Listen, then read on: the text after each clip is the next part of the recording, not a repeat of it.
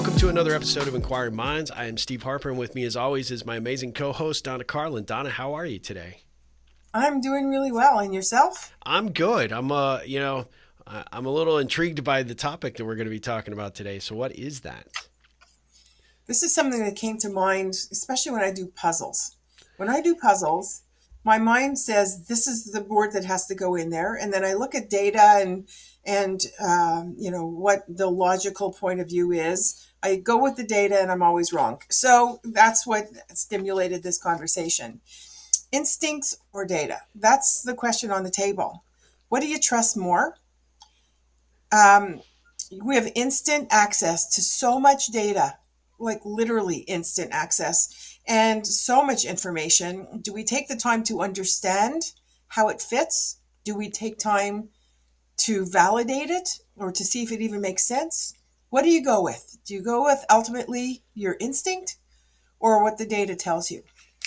Interesting. This is actually super timely because I just had a conversation with a member of my team about a strategic decision that we're about to make, and they were putting up some opposition to an approach that I think that we need to try. And the conversation was, I don't think we've done enough research on the data to make this make this decision. And my point was, I don't care. I'm going with my gut because that's what always serves me. And I had to back off a little bit and say, okay, well, let's take a look at some of the specifics on this particular topic, and let's see what the data that we've collected thus far, what it tells us. And I'm probably still going to go the other direction, but we started looking at it, and the reality was my gut instinct was probably accurate based on the telemetry we're looking at. And it was interesting because, that became a conversation. Well, we need to spend more time in the data. We need to we need to really dig into this. And it's like, well, if the high end result is sort of obvious to me, and I'm not a smart guy, I just go, with, what I look at on the surface. But this tells me, well, we need to go back a couple of months. We need to compare quarter over quarter, or we need to look at a 6-month average.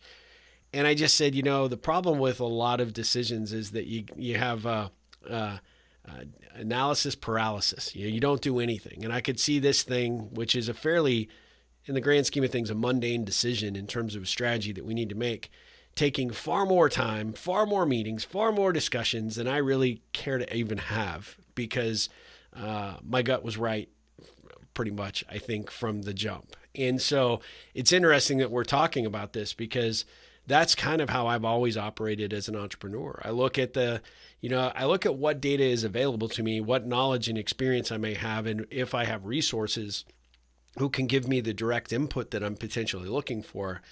But, if I feel like my gut tells me I should go one way, go to the right versus go to the left, it doesn't matter that the data tells me to go to the left, I'll probably still go right. And more often than not, I have at least had a pretty good track record of being successfully correct on those decisions where the data may have informed a different decision. So for me, I think it's an important thing to consider, but I also think it can also slow a lot of the process down in a lot of ways. And sometimes it just comes down to gut instinct. What about So you? one of the things that I do personally, and I do with the people I work with, is to literally dance in real time with whatever unfolds. So you're not reporting out this happened and therefore I'm going to do this. What you're doing is saying, this is my sense of things and I'm going to go with the flow and partner with it. It's a very different approach. A lot of people are Mm-hmm. very uncomfortable with that. Very. However, if you look at instincts or data, I always maintain with caveats, absolutely, that we will make the best decision at this moment in time. Yep. And if it turns out that it's not the best way forward, it doesn't mean we can't course correct and steer in a different direction. Yep.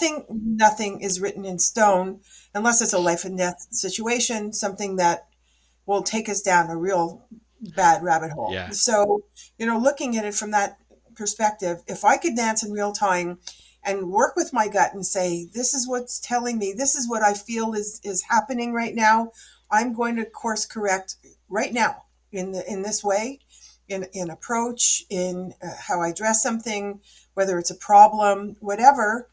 I will look at the opposite point of view, take the part of the protagonist. If there's an argument, and say, okay, I'm going to take the role of the person that's pushing back and start advocating for that to see if I change my mind. Yep. So it really is a very fluid approach. Ultimately, as I said to start off with, if I don't go with my gut, I get into trouble every single time. And then I hit my head and I go, I knew better. Like, why did I go with the data? Yeah. It's just unbelievable. Yeah. Yeah, I mean, there's obviously certain decisions that you make that require a certain level of deeper thinking. I don't want Yes. people. I definitely don't want people thinking I'm risking next month's payroll for my company on going on red versus black on the or on the roulette table. That would not be smart. Even though data says that red is the way to go 9 times out of 10.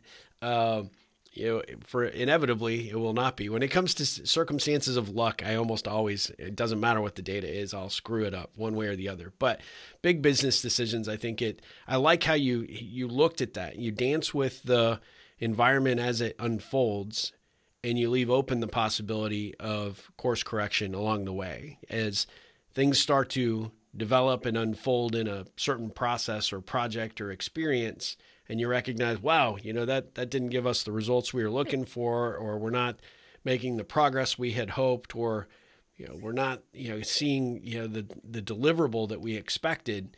You leave open the potential to say, look, let's go back, take a step back, let's reevaluate, and let's come back with a different strategy. And I think that's a really great way to approach it. And for leaders out there that might be listening to this, I think that's a really good way to hedge your bets, sort of a pun intended there. But it's a way for you to tell your team, look, I'm going to go with my gut instinct here, and it could be wrong. And before we go too far down that rabbit hole, I've got the permission and the ability to pull us back out. But I think that this is the right smart decision. This situation that came up just this morning, I said it was a pretty, germane kind of situation, but at the end of the day, it is pretty important because it ties to how we're going to spend marketing dollars, how we're going to invest in efforts on social and a number of front-facing activities. So it's not a insignificant decision that I'm sort of betting on, but some of the strategic approaches that were being proposed just aren't ones that I can feel super comfortable with. We've tried a few of those things and they haven't worked. And so for me, it's like, no, I think we need to go here. And I think this is how we need to invest. And this is where we need to go. But I didn't leave that caveat open on the table. Once I decided today, I probably should, and I will after we get off this call, go back in there and go, hey, we're going to go this way. But if it doesn't go the way we think it will, or the way I said it would, I'm going to pull that back and we'll go your way. Or we'll try something slightly different. So I like that. And I think that's really an important idea to keep in mind. But at the heart of things, when you're normally faced with a big business strategic decision, have you always tended to lean more towards your gut instinct and your heart versus the data in the big situations that you've been involved in? Absolutely. Going back to look at, um, my history, all the work that I've done over time, what I've realized is my intuitive nature is incredibly powerful. It's Yep. very strong. That's not the case for everybody. I want to stress that. When I look at some of the decisions I've made, there have been no data to support them whatsoever. None. Yep. And I've been, knock wood, extremely successful in my career and my business. And I think that's because I am so in tune with everything around me, which is why I do shadow work in the first place, to be able to discern rather than dictate. There's a huge difference. I could discern the climate, the nuances of what's going on to such an extent that I navigate them. And so I'll add something, I'll take something away. Even when I'm doing a presentation or a keynote, if I see that the audience is incredibly engaged in something I'm talking about, I will expand on it and create a conversation with them around it and take out a piece of what my keynote is, because this is important. This is Yeah. something they're interested in, and I am there to inform as well as hear their point of view, which will inform what I do, later on. So everything that I do has an intuitive component to it. And I would invite people to ask themselves, bless you, what Thank is you. your body, like, what is your body telling you? Are you tensing up when you hear this? Are you saying, like, inside, no, there's something wrong with this? And when you have that inkling, there's something that's not right with this picture, pay attention to it, because that is critical in how you move forward. I have a super professional way of looking at this. And I I tell can't wait all to my hear coaching this. clients, I call it your spidey sense. Yeah. Like Spider-Man, right? The tingling in the back, your hairs stand up in the back of your neck, or something just doesn't feel right. That's a very strong physical response to a situation. There's a reason for it. And a lot of times people that don't pay attention to that end up really regretting that they didn't. And so for me, I think that, you know, some of these situations that occur, being able to rely on your gut instinct, provided that you've taken enough time to really understand the situation. It's not a knee-jerk reaction. There's ample evidence for you to be able to know in your gut that saying yes or saying no, or proceeding in a particular way, that there's a physical sense of right or wrong, or likely chance of success or likely chance of failure. And I think for business leaders especially, we get those opportunities daily, whether it's hiring new staff, whether it's promoting from within, whether it's partnering with another company, looking at picking up a new product or a new service, developing, some of the rich ideas that are coming from down below, and figuring out how to monetize those things when you don't see a path forward necessarily to actually have revenue to support while you're going that direction.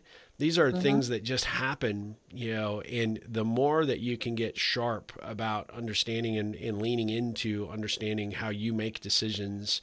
I've worked with clients that were very knee-jerk reaction, and then always came back and wanted to question why they didn't make the success, didn't have the luck that their colleagues were having, or they were struggling to grow or build their business. It was because they were constantly, it's like whack-a-mole, trying to figure out how to go about one opportunity to the next, and it doesn't work, and they weren't really trusting their core judgment, and they were dismissing it as too touchy feely to actually really be engaged in the conversation. And that's where I've always used it as an opportunity to say, no, touchy feely is exactly what you need to be doing. It's exactly what you should be evaluating, because those things are coming up for a reason. So we need to explore why that's happening.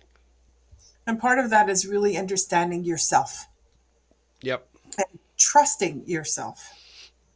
So this really pertains, the instinct or data pertains to business decisions, hiring, all of that stuff, as well as within relationships. You're going to meet people along the way that they are who they are, Yep. and you instinctively, and there's the word, trust them. Then there's people who come across as snake oil salesmen or saleswomen, and there's something about them. They're so polished, they're so practiced that there's nothing authentic about them whatsoever. And you really need to go with your spidey senses Mm-hmm. in order to say, would I trust this person with information, with a decision, To with watch my my time kids. and attention, watching my kids? Well, that's well past for us. And so if I need somebody to watch, Michael and Amy, that's a big problem. It's it's really something to pay attention to. So my invitation to those who are listening is really to ask yourself, do I do I honor my intuitive nature? How do I honor it? And why might I fight it and replace it with data, to the extent that I start second guessing that which I know is right for me? Yeah, I like that. I like that. Well, this is inevitably going to generate some interesting comments and potential conversation opportunities for our listeners and our viewers for the podcast on YouTube. So, how can people get engaged with us, Donna, to share their thoughts on this episode? Give us some of their input about whether they go with the data or their gut instinct. And I'm curious. The vast majority of our listeners, our audience, which one is it? And maybe offer up any additional conversation points on this topic or others that they might like us to cover in a future episode. Best way is through our Facebook group, Inquiring Minds with Donna Carlin and Steve Harper. Join the conversation, start a conversation, let us know how this resonated with you. And all our past shows are on there as well. Or our YouTube channel, of course. If you comment on there, we'll be happy to answer. Our websites obviously is a way for you to get hold of us. I would invite you, though, seriously, to rather than have one-off conversations, open it up to other listeners and Yeah, let them respond as well. So, get Steve at ripplecentral.com, and I'm at donnacarlin.com, and we would love to hear from you. absolutely. Well, this is another amazing episode, really thoughtful conversation around this particular topic. The data says we're doing a pretty good job. My gut says we're doing a really awesome job. So I'm going to go with my gut on this. And this was another great episode. So Donna, thanks for this one. I look forward to, seeing you again next week for another really interesting conversation on Inquiring Minds. Have a great one. You too. Take care.